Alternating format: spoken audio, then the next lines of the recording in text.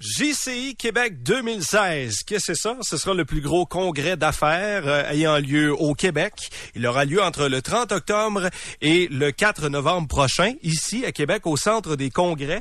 Celui qui sera à la barre du Club des ambassadeurs de ce gros projet est président et chef de la direction de l'Industrielle Alliance. Yvon Charret est en ligne. Bonjour. Oui, bonjour. Bonjour, Monsieur Charret. Donc, depuis combien d'années vous travaillez? Ça fait quand même longtemps que vous êtes chez Industrielle Alliance, vous? Oui, je viens de finir mes 36 ans de service. Wow. Alors, c'est mon seul employeur. Votre seul employeur à vie? Oui, j'en connais pas d'autres. J'ai pas d'expérience. J'ai fait mon CV une fois en 1979, puis il a pas été mis à jour. C'est donc bien drôle. Donc, dans le fond, votre plan, c'était de gravir les échelons comme ça se faisait à l'époque? En fait, il y a une culture ici qui existait il y a 30 ans et qui existe encore, c'est de faire beaucoup de mobilité. Okay. Alors, si les fourmis nous démangent, qu'on veut faire d'autres choses, on peut le faire à l'intérieur du même employeur. Ceci étant dit, comme bien des jeunes, quand j'ai joint l'organisation, j'avais pas nécessairement une ambition de carrière, mais à un moment donné, j'ai eu une promotion, puis là, je me suis réveillé vers l'âge de 30 ans, puis je me suis dit, coudonc, ça a bien l'air que j'ai du talent. Alors, c'est vers cet âge-là que j'ai décidé de travailler pour devenir un gestionnaire plus polyvalent. Diriez-vous qu'aujourd'hui, les jeunes sont plus durs à garder à l'intérieur d'une entreprise? Non. Comme je vous dis, la clé, c'est si on réussit à faire comprendre à un jeune qu'on a à cœur puis qu'on est sincère dans son développement, il va rester puis il va être loyal. Mais pour faire ça, faut accepter que la personne ait le goût de faire d'autres choses, alors que à court terme, elle sera peut-être plus rentable dans l'organisation de faire la même job. Si on se sacrifie comme employeur à court terme pour lui permettre de faire d'autres choses, je pense que c'est comme ça qu'on va gagner la loyauté d'un jeune, puis qu'à long terme, ça va être utile pour la compagnie. Vous n'êtes pas prêt de prendre votre retraite, de ce que je comprends?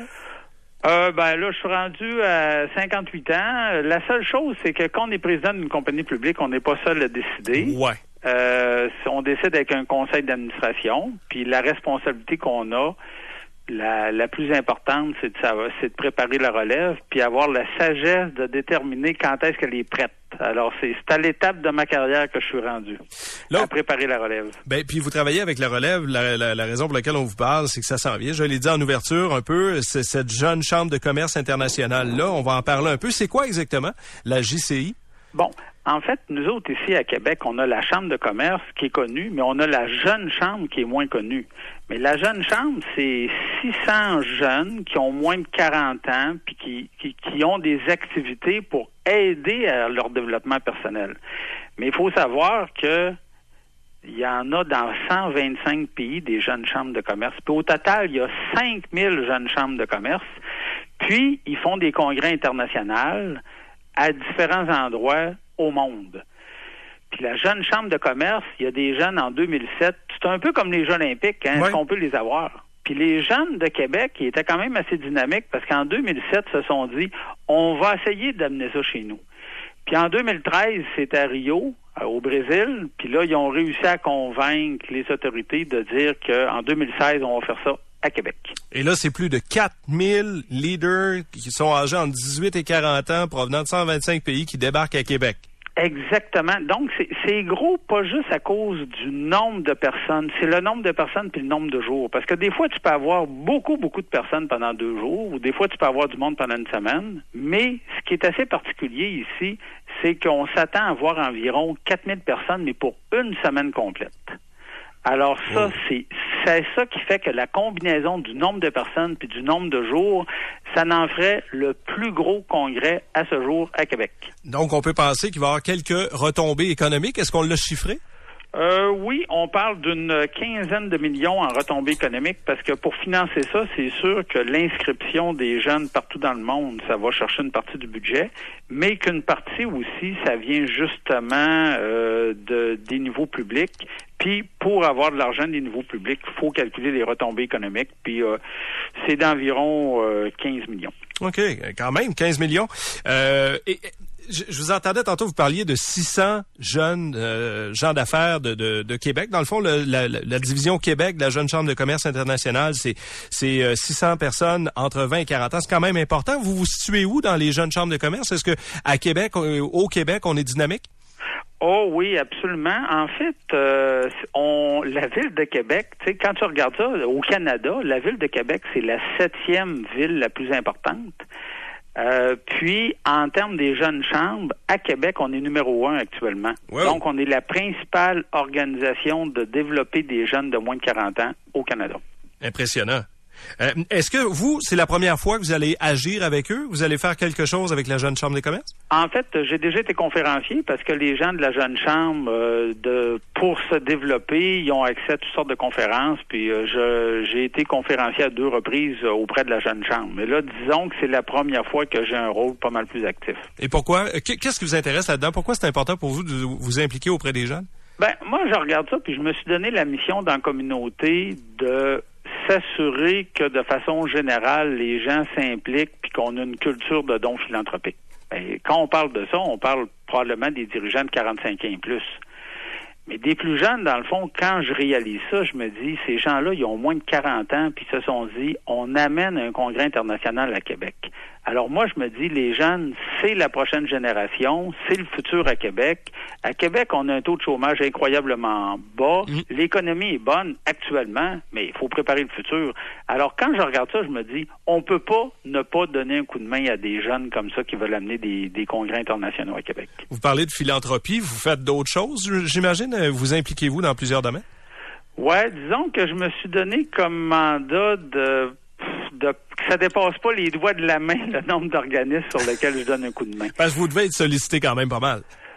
Oui, c'est un fait, mais je dois dire que moi, je suis assez confiant de voir la tournure des événements à Québec. Je pense qu'il se passe quelque chose. Je vois de plus en plus de leaders qui s'impliquent. Je regardais à Leucan dernièrement le nombre de leaders qui ont accepté de se faire raser la tête pour une bonne cause. Honnêtement, je sens qu'il y a un vent de gens dans la région qui disent « Je vais supporter une cause, je vais supporter 2 causes parce que je comprends que c'est bon pour ma communauté, puis je comprends que l'individualisme, là, c'est un mur, hein, ça mène à nulle part. » Fait que je pense que les gens sont conscients que s'ils ont du succès, c'est parce qu'il y a une communauté qui est vivante, qu'il y a une communauté qui est dynamique, qui se rendent compte que la ville est hyper sécuritaire par rapport à d'autres villes quand ils vont voyager partout. Fait que je pense que les gens, ils ont décidé de s'impliquer pour que ça continue, ce bon climat-là. On est avec Yvon Charret, président, chef de la direction de l'Industrielle Alliance, et on parle de JCI Québec, ce gros congrès de la Jeune Chambre des entrepreneurs. J'ai le goût de vous demander quel autre personnage important ou qu'on connaît qui seront des leaders inspirants qui seront présents aussi? Ben en fait, dans notre comité d'ambassadeurs, on veut être environ 8 personnes qui vont donner un coup de main parce que notre mandat, il est double, là, c'est de faire la promotion de l'activité puis aider à son financement. Mais vous avez vu dans le communiqué de presse qu'on a fait la semaine passée que P. Michel Bouchard du Centre des congrès va être là. Renaud Beauchesne est également là. C'est quand même l'associé directeur ici à Québec de KPMG. Alors, il y en a d'autres là, qui sont sur la liste, puis on devrait prochainement annoncer là, l'ensemble des 8 ambassadeurs. Et à ce moment-là, pendant cette semaine-là, il y a des conférenciers aussi. Est-ce qu'il y a des gens de Québec, des gens de l'extérieur qui vont venir présenter des conférences? Bon, alors c'est sûr que vous devez vous attendre. Les conférenciers, on va avoir des gens de renom. J'imagine. Au moment où on se parle, c'est sûr que notre priorité, c'est plus d'attacher le financement, d'attacher le centre des congrès, d'attacher tous ces éléments-là. Mais après avoir nommé nos ambassadeurs, là, dans la prochaine étape, logiquement, là, vous allez entendre parler de conférenciers de renom, mais vous pouvez être certain là, que ça va être des gens de qualité. Là. OK. Puis j'imagine que vous impliquez là-dedans. Vous allez donner un petit peu de votre réseau de contacts pour donner un coup de pouce? Oui, en fait, nous, au-delà de la promotion, c'est de penser au financement. Puis il faut être conscient dans le financement, c'est que, les gens qui vont être là, ça va être tous des leaders en puissance, mais ça va être des leaders qui vont venir de pays différents. Parce que, de façon générale, là, peut-être que sur 4000 personnes, il va en avoir 2000 d'Europe, puis il va en avoir environ 1000 du Japon puis de l'Asie, hein, parce que les jeunes chambres de commerce, c'est excessivement actif au Japon. Alors, quand on parle de financement, ben dans le fond, ça va être des organisations qui ont des opérations dans plusieurs pays du monde, puis qui se disent « Hey, il me semble que ce serait payant pour moi, là, d'avoir une commandite auprès de 4000 décideurs du futur. » Fait que c'est un petit peu ça qui va être notre rôle au niveau du financement. On a des gens de partout dans le monde, donc on parle plusieurs langues. J'imagine qu'essentiellement, ça se passe en anglais. Tout le monde se rejoint dans la langue des affaires ou... C'est ça qui est la vie économique. C'est ça qui est la vie économique. C'est pour ça que nous autres, au Québec, on a un enjeu particulier, hein, parce qu'individuellement, on veut protéger notre langue, qui est le français, mais on veut pas se fermer du réseau des affaires puis de la langue générale dans le monde. Fait que, d'un côté, puis je le vois comme employeur, nous, à l'Industrielle Alliance, oui, on travaille en français, mais on cherche quand même à aider nos jeunes à devenir bilingues, puis j'espère que nos jeunes au cégep à l'université le réalisent, que l'anglais, c'est la langue des affaires dans le monde. Absolument, puis ça ouvre des portes. Si aujourd'hui on veut traiter, puis vous le dites vous-même, dans votre entreprise, vous traitez généralement au Québec en français, mais il reste que si on veut ouvrir les portes un peu plus loin, c'est rapidement, ça prend une seconde, puis peut-être même une troisième langue.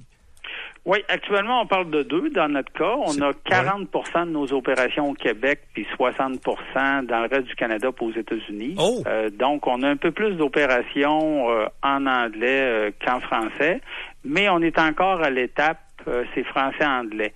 On a quand même un marché spécialisé en Ontario, en chinois. On fait quand même beaucoup de ventes d'assurance dans le marché asiatique en Ontario. Mais aux États-Unis, à date, ça se passe en anglais. Mais je ne serais pas surpris que pour plusieurs entreprises dans le sud des États-Unis, de la connaissance de l'espagnol serait de plus en plus important. De plus en plus. Industrielle Alliance, c'est combien d'employés?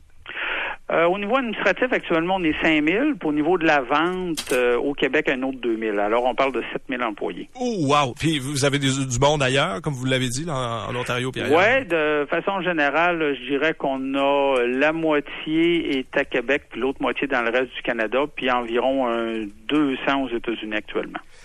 Monsieur Charest, je voulais vous demander, vous avez déjà été engagé, je sais pas si on peut utiliser le mot engagé pour un bénévole, mais vous avez donné du temps bénévolement par le maire de Québec qui, Régis Labaume, vous a demandé, dans le cadre du projet de l'amphithéâtre de Québec, d'être présent. C'était quoi votre rôle?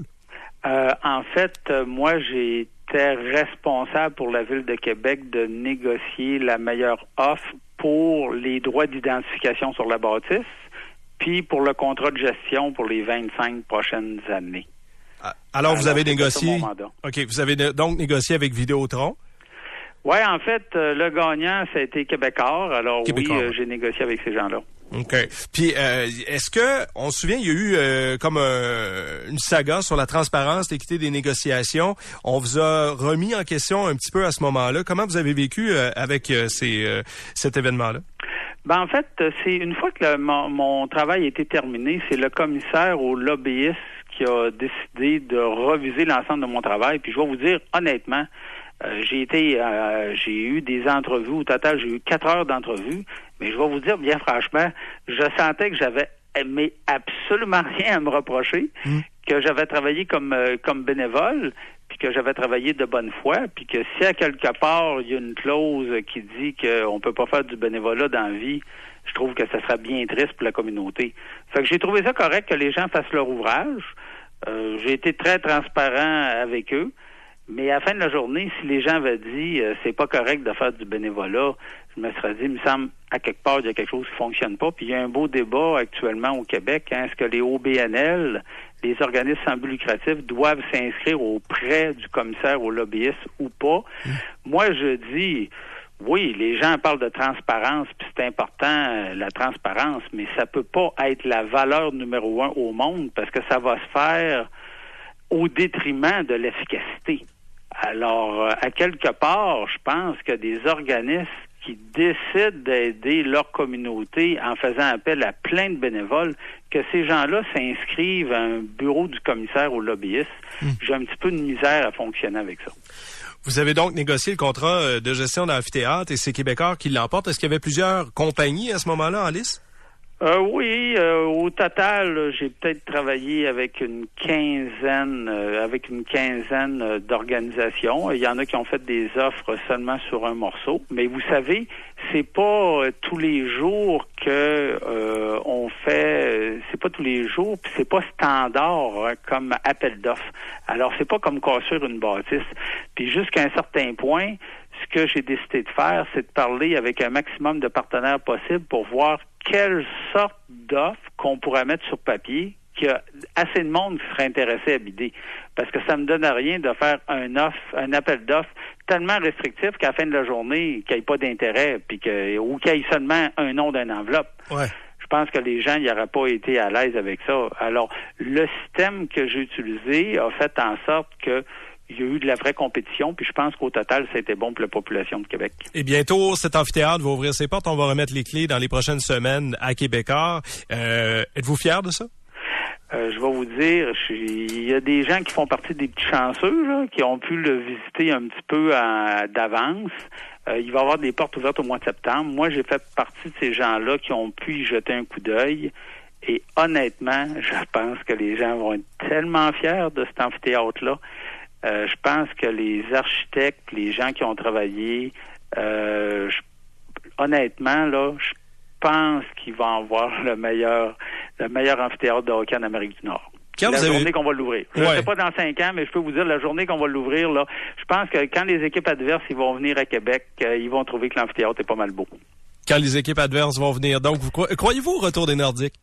Moi, j'y crois. Honnêtement, on est une ville de hockey. Puis quand quelqu'un a dit on va faire une petite démonstration sur les plaines d'Abraham, puis il est venu 50 000 personnes, puis la famille Stachny est venue au complet, je pense que c'est un signe qui parle pas mal beaucoup. Fait que nous autres, on vibre au hockey. Puis je dois vous dire que dans nos opérations aux États-Unis, on a à Scottsdale, en Arizona. C'est assez proche de Glendale.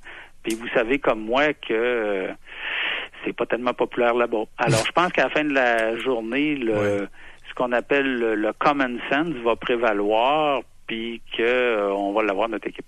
Et à ce niveau-là, je pense que l'amphithéâtre, ça va être pas simplement parce qu'on a un amphithéâtre, parce qu'on a cet amphithéâtre-là qui est formidable. Je pense que ça va être un plus dans le dossier.